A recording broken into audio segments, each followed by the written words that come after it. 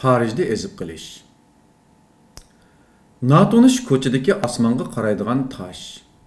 Darvozadek ismlar o'yilib, midirlamay turgan mening, atrofimda qaynamdek cho'gilayotgan shahar so'g'uq. Tarki chumdirdi yomg'ir aralash beshimni qaydırib, men uni rasmiy tunib bo'g'icha ezib, qolgandek qildimda, rostilla ezib qolganligimni bildim. Sina daryosidagi do'g'suga qo'lini qo'rqmayli tiqsi taqdiri qo'liga chiqib qolgan shaxsiyatsiz Eiffel munarini belgi qilganning kechida ahamiyati yo'q ediki, sesqib puraydigan koni metroning ishikidagi temir tutqichning vaqtdek pupravotganligini ko'rdim.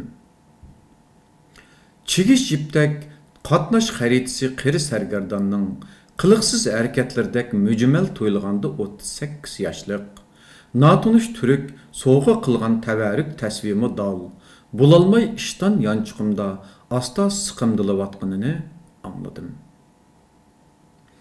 Men uchratgan ikki mast dukkandar, Arab, Latin, Amerikalik taksichi, yosh besa to'shug'ichi it, yetilib og'uchi hammasining men bilan tang ozmag'anligini sezdim.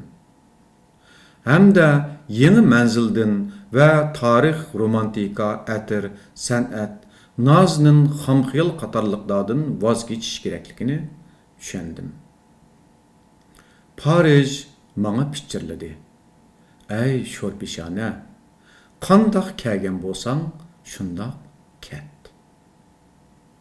2015-yil 5-may Parij.